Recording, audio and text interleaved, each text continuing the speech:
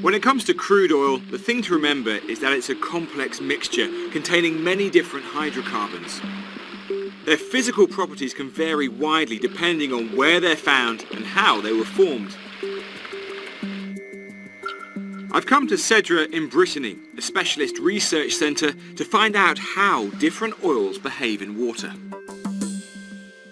Annabelle, sometimes when people in the public think of oil, they think of just one thing, but it's not quite as simple as that, is it? No, actually, oils are all mainly composed of hydrocarbon, but actually their properties and composition can vary a lot.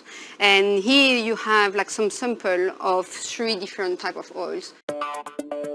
We're going to see how these oils differ in their behaviour, starting with the lightest, a diesel.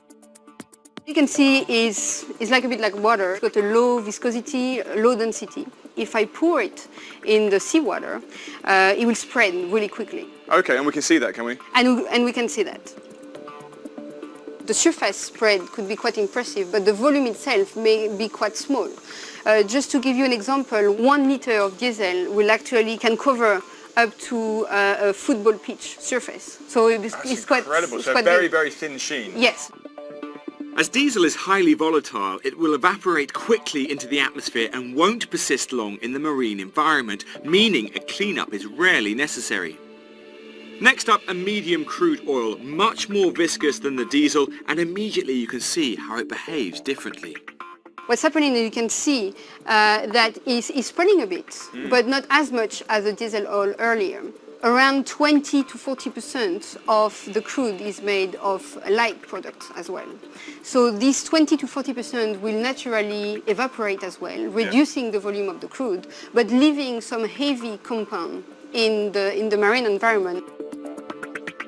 And finally, heavy fuel oil or bunker oil. It's this that's used to power ships, and it can represent a serious challenge for cleanup. Because it's very viscous, it won't disperse as much, it will not evaporate. Usually you have less than 5% of light product. It really clings together, doesn't it? Exactly. So you see a tiny bit of the light compound evaporating, but almost not, spreading a tiny bit, but mainly the thick slick. Fuel like this can persist as a semi-solid material at sea for a long time.